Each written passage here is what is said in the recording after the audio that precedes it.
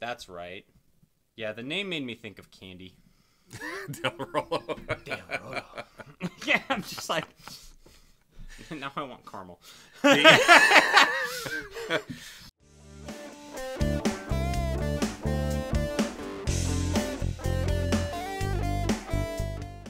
Hey, welcome back to Pork Chops, Rice, and Peaches. I'm Richard. I'm Noah. And I'm going to give you a language warning on this one. I don't know how well the beeps are going to work because this is a hard subject to talk about and be 100% clean. And be 100% clean about it. Yep. Yeah, Okay. probably because of, you know, one of the earliest lines of this television show that made me laugh. We're Vox Machina, we fuck shit up. Yeah. Okay. A television show that is on Amazon. It's adult animation. Yep. And that's good to understand. And who was the person who commented? Okay, so this was a viewer request by a J Moonrise. Thank you very much. Here's your comment for everyone's. Who actually specifically suggested Critical Role content. Okay. Now, I gave you a little bit, but for the uninitiated, although I don't know what the uninitiated would be doing clicking on a Vox Machina video. But for those of you uninitiated, the Vox Machina is a animated version of the Critical Role live streams. There's a actor named Matt Mercer, who is a prolific voice actor, and he gets together with his friends who are also all voice actors, and they play D&D. Okay. Which, if you've ever played D&D, you know that the people who do the voices and the DMs who get really into character tend to make the game a little more immersive and a little more fun. If you can't tell, I'm a big fan of Dungeons and Dragons. So, so you get a cast of very prolific voice actors playing D&D and voicing their characters as they play D&D. It becomes an instant hit. And they started on someone's podcast, I believe, and then they moved to making it their own, where they were live streaming their games. And season 1 follows their first campaign as these characters. Right. And then it moves into season 2, which is the next one. So we're focusing today our view on season 1. Season 1. We've both watched it, and if you watched our episode on the D&D movie, Honor Among Thieves, you know that I'm not the biggest D&D fan in the world, which is a polite way of saying I kind of have always hated D&D. This television series made me think that maybe, just maybe, the problem I have with D&D is that the people that I played with the one time I tried to play were boring and assholes. Because, and I'll tell you why. Because you sit down with a group of people who are not dynamic. Let's just put it that way, and who are. This group was particularly arrogant. Okay. They were just arrogant human beings. Okay. And then you sit down and you're trying to imagine something going on, and someone says, you walk into a bar, there's a giant spider. What are you going to do? I'm going to stab him with a sword. Okay, roll this die. Oh, you rolled a 1. He cut you in half and you're dead. And then I'm supposed to... I'm supposed to do what, right? That was my introduction to D&D. Can you understand why I never went back? Yeah. Okay. Oh, yeah. So this series looked like someone recorded a D&D session and then made a cartoon of it. That is exactly what happened. It plays like an inside joke. It plays like it's entirely tongue-in-cheek. Yep. And half of the dialogue is not the story taking place. It's the friends giving each other grief across the table. Yep. That's exactly how this series plays. Yes. So which adds to its charm. Right. And I think if you know that going into it, it's far more... It's something that you can easily... Because if there was a series trying to take itself seriously and was doing that, yeah, I don't think it would work that well. But if you know the joke that this is the animation of a group of friends playing, because it plays that way. Plays that way. Why you get, and this is just a smattering of things that caught my attention. I already said we're Vox Machina. We Yeah. blank shit up. Skanky Goat Groper. That was fun. That- Taint yeah. Smear. Yeah. Could be worse. Could be my arm. Yes, yes, she's the tits. Where's Vax? He has the squirts. Yeah. Disgusting mud and spit. I'm not going to sing this one. This was a great sung line. Disgusting mud and spit turn into some healing shit. Well, there's a spell. Yeah. And then Pike. And you've just got to love the she says, "May your weapons strike with the divine virtue of the Everlight." And then all the citizens' hoes and rakes and shovels start glowing golden yellow, and someone says, "Now go crush some effing heads." Yep. Right? Okay. This is just a group of friends having fun. Oh, yeah. And we are the fly on the wall. Yeah. And that made, for me, this series just a delightful surprise. Okay. Okay. Okay. Okay. This is what the boys could have been if the boys didn't go off the deep end of crassness Yeah. and sex Yep. and politics. Yes. That's which was such a big turnoff, and so this was just raw, some coarse language, some softcore porn, but just like a few moments of it. Yeah, a little bit. Kind of surprised me. It kind of made me go, "Oh, I wasn't expecting to see that." But Yeah. then you just move on. Now, so you texted me, and you said that I've been talking about a change of positions here. You texted me and we you should said have just swapped seats. you said this is a fourth wall break for you. Oh, I in didn't the think you were going to finish highest this series. Highest regard. Okay, so despite the intro I gave, whether that was very like the intro to this, the background of this series, whether that was accurate or not, and I'm sure someone can fill in the comments, which is my nice way of saying correct the out of my Right. Correct my me. recollection. Yeah. God, I can't even speak today. That's okay. Okay. It's empty. Oh. The entirety of my Critical Role knowledge comes from Crit Crab and Joe Cat, 2 D&D YouTubers. Okay. That's pretty much all I know about it. I've never watched a Critical Role live stream. And I had never watched Vox Machina before this. And there's a very specific reason for it. I play D&D. I enjoy playing D&D. I run D&D. I am a DM. I do this stuff a lot. So I don't necessarily want to go watch other people play D&D. I want to go play D&D. Okay. I So understand that. Right. I don't have the attachment to the Critical Role series that everyone else does. Now, before people start flaming me in the comments, I like Matt Mercer. I like these voice actors. Oh, they were fun. They're fantastic. They're great. Yep. Although, I think it's Vax. Is Vax the dude or is Vex the girl? Okay. Like, what is All the? right. What's the? It's I Vex and haven't. Vax. It's okay. The it's, dude, the rogue with the daggers. His voice, I believe he's Alucard from Castle, or not Alucard. Vax is the girl. Vax is the guy. Vax. Okay, so Vax, he is Trevor Belmont from Castlevania. That's all I heard whenever he talked. I heard a completely different character. Okay. The thing about Vox Machina and Critical Role is that it makes me want to go play D&D. That's all it does. Oh, gotcha. All it does is make me... I finish an episode and I'm like, I just want to go play now. I don't want to watch the next episode. I want to go play. Now, Matt Mercer has done wonders for D&D, bringing it to the mainstream. Okay. Brought in a lot of new players, a lot of new people. There was also a bit of a side effect that came with that. For a while, some people called it the Matt Mercer effect, where people who were new to D&D expected everyone to run D&D like Matt Mercer. Yeah, well, I never saw that. Which is impossible because, fun fact, 90% of the DMs out there aren't voice actors. I don't know if people Do they knew even that. try? Some do. A lot of them do. I do. I Okay. try. I try to have like a accent for like a race. All right. The Okay. dwarves talk one way. The elves talk another way. Gotcha. Trolls talk another. You know all that. But just because it adds to it. But I'm not gonna like sit here and try to be a seasoned voice actor. Now, I enjoyed this series overall. I found it to be fun. Just let it play, listen to. I'm glad you enjoyed it overall. I did enjoy it overall.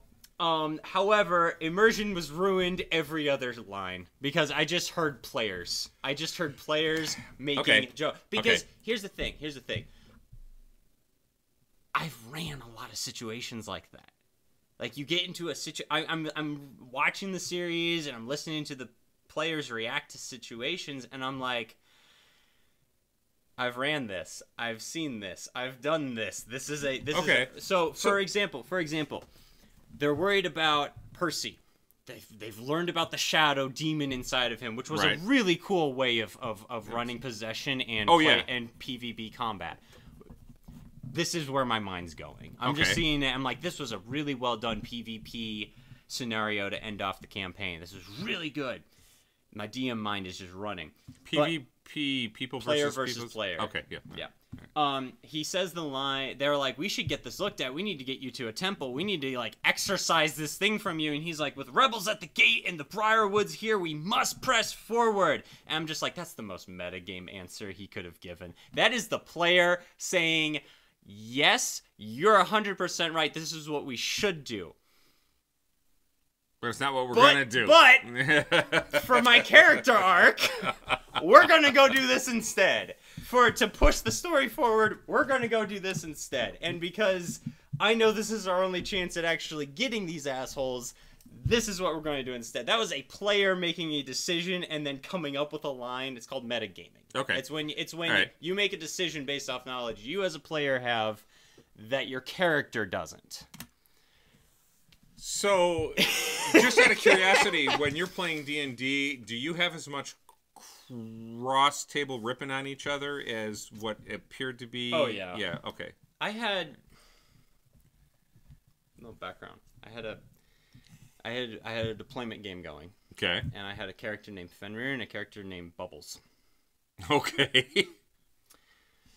And because Matt Mercer, the World of Critical Role and Vox Machina is his own it's called a homebrew. It's his own world that he created. It still uses the D&D rules that you find in these books, but it's not the world that you find in these books, which is the world of the D&D movie. Okay. So this doesn't take place in that world. He created his own unique races and houses and nations and all that.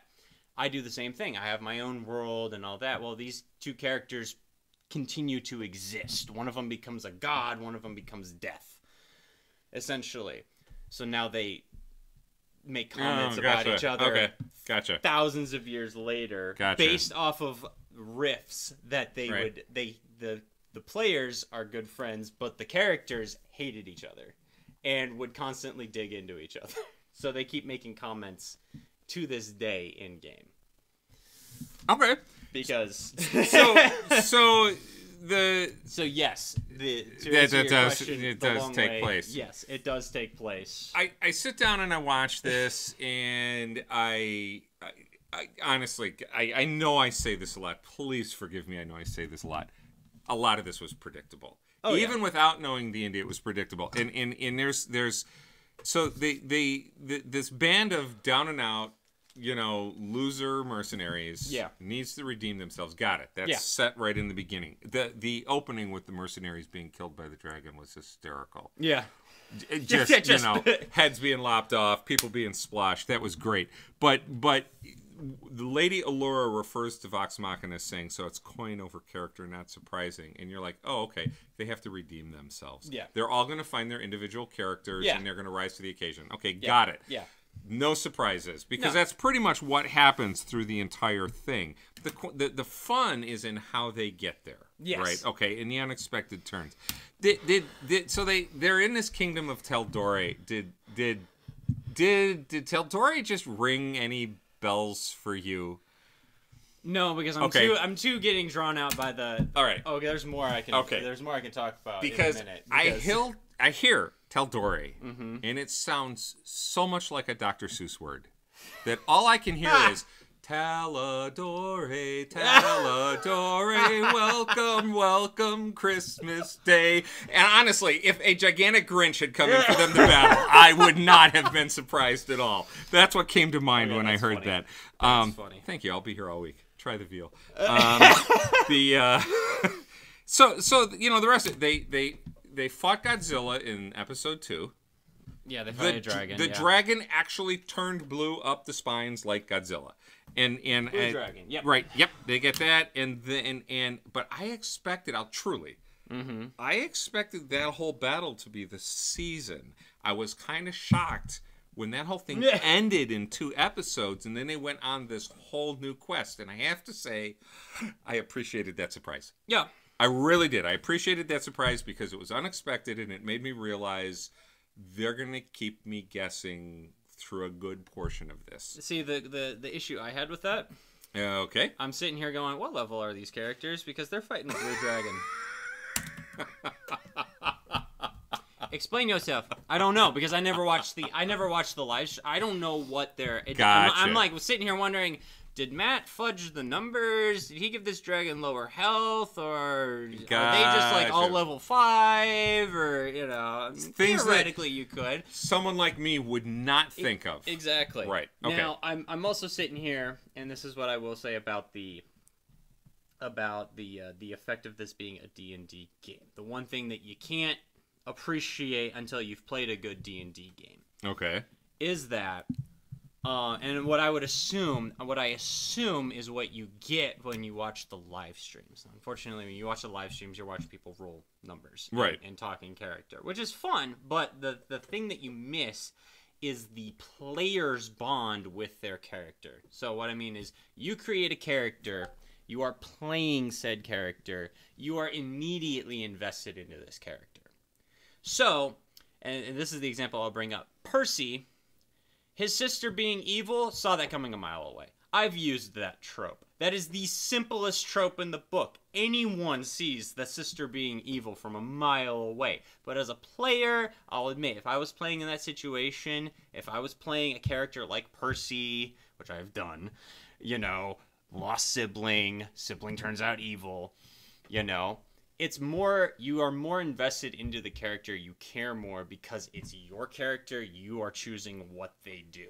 You are deciding how the character reacts, how the character decides what they're going to do next. You're far more invested. So I think the one thing that you get by watching the live stream that is missing from this is that a lot of the simpler plot points that we see coming a mile away, you don't, because you're invested in your character and you're too busy thinking about how your character is processing all the information coming at them. You have to play Gotcha. 2 different games when you play Gotcha. D&D. All You right. have to think as a player, and then you have to think as a character, and you need to separate the information that is exclusive to both. Okay. Which does mean that these simpler plot points, you aren't as prone to notice them. Gotcha. When it's your character. But yeah, no, totally called the sister being evil when I saw her show up. I was like, oh, she's evil. Maybe brainwashed, but definitely evil. And then, you know, end of the season, I'm like, oh, called it. Yeah. But the gun with the empty barrel, that had her name come across it. That was cool. That was cool. That was really cool. And I know that was an oh shit moment. What was the mask? I don't know. The mask. That was the only question, really. I don't know. What was the mask? Was that just a physical manifestation of the demon within? It must have been. You know, did he put the mask on and become possessed because he tried it on one day? So I don't know. It was an odd thing. The gun was possessed. He made it. Essentially, he made a cursed weapon because he was angry, which is a really cool way of running that. I'll be real. But no, they even mentioned what's the last barrel for. Who's the last barrel for? It doesn't have a name on it. And then later, the name comes across it as soon as she portrays them. Right. And it's like, oh, that's a moment where Matt Mercer is sitting there with his players, because I haven't watched the live stream, but I guarantee you this is what happened. Mm-hmm. He's like, as you're standing in this room and all these pipes of acid flowing around you, suddenly you notice along the 5th barrel of your gun the name, and then just whatever her name is, Del Rollo. That's right. Yeah, the name made me think of candy. Del Rollo. Del Rollo. Yeah, I'm just like, now I want caramel. I will tell you this, and this is probably the highest praise I can give to this. Mm-hmm. Okay. While D&D, well, real quick, I was really happy that there were no dice involved. I was Although every time he missed a shot with his pistol, I'm Yeah. like, he rolled in that one. I've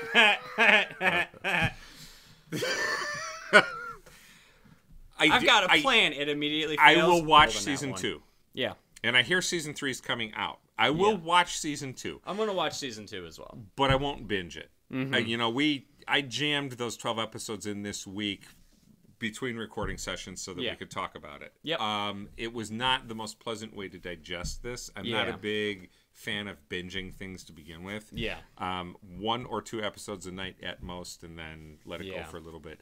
But I will watch it again. If you want to revisit this, I'll be more than happy to. If you don't, Vox Machina, go, watch it, enjoy it. Well, if you want, we'll revisit season 2 and season 3 as they come out, and or as we watch season 2, and when season 3 is all out, we can review that when it comes out too and talk about that.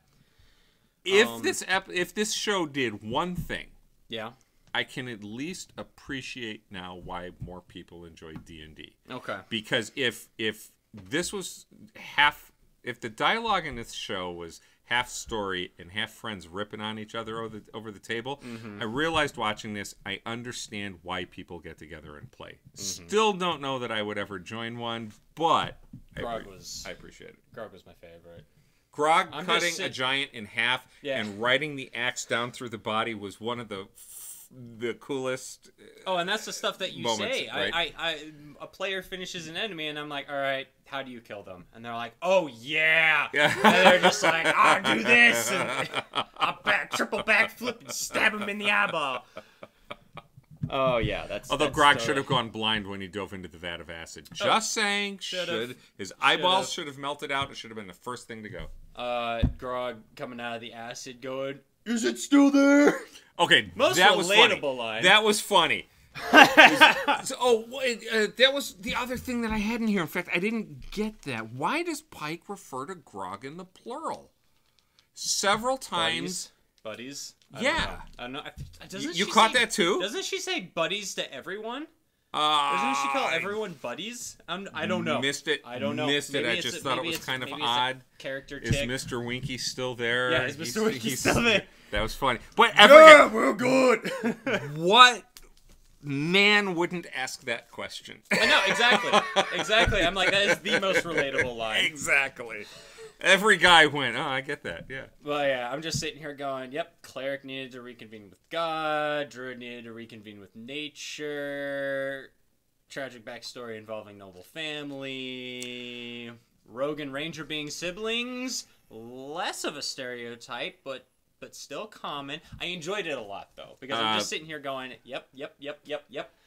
Well, and I looked at it from the whole production value. I was like, okay, they've got to find their character, they've got to rise to the occasion. But the other thing was, you've got to take away the weapons that they depend on, and you've got to make them learn to fight a different way, because that's a standard Hollywood device. But here's the other thing: is that the other perspective of this is that this is one dude providing the rest of the story. The players choose what happens, right? But the DM, Matt Mercer, is creating the world. He's creating the storyline. He's integrating the evil family or the evil married couple, the vampire dude and the girl who was voiced by Azula from Avatar: The Last Airbender. I recognize so many voices in this show. One of the voice actresses was they showed her picture. She was one of the rebels in Star Wars in Obi-Wan. I was like, oh, I know her.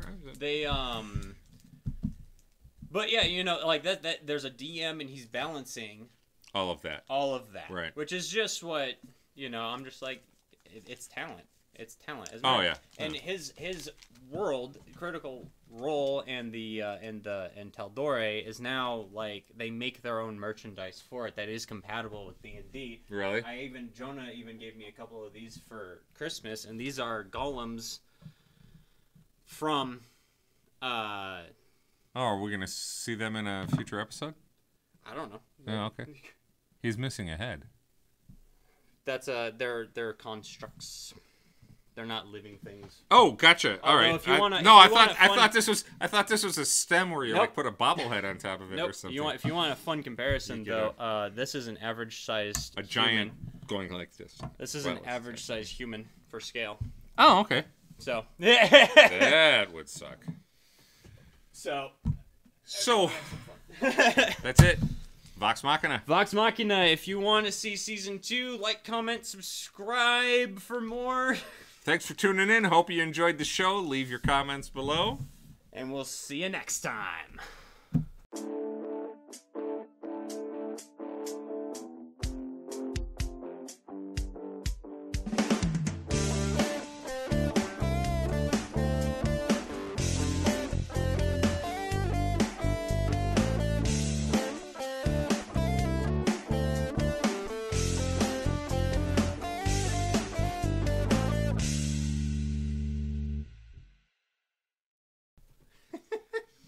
That was fun.